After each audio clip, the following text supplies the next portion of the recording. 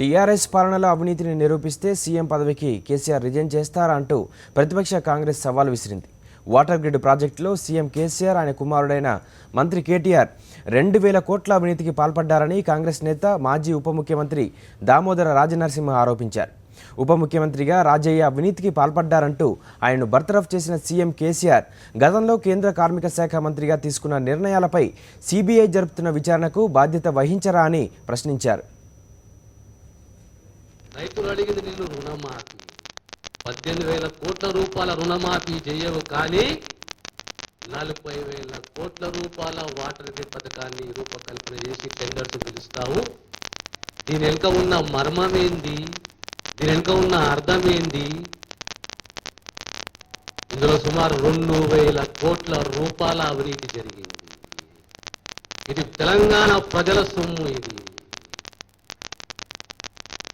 నువ్వు నీ కొడుకు సిద్ధమా?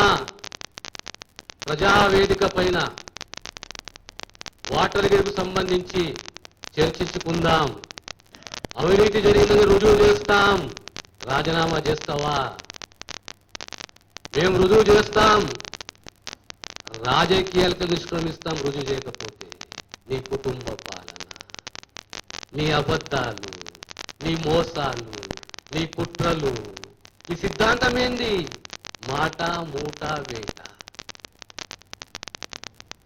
గాలికి మాట్లాడేసేస్తావు, మాటలు వాగ్దానాలు చేసేస్తావు. ఆశపడ్డ వాళ్ళకి మూటలు పంపిస్తావు, తిరగబడ్డ వాళ్ళని బట్టి వేటాడతావు. ఈరోజు నిలువునాను తెలంగాణ ప్రజలను ముంచుతున్నావు, మోసం చేస్తున్నావు. నువ్వు ఒక తాలుగాడివి, నీ మాటలు తాళ్ళ మూటలు. నువ్వు నీ అంతవు.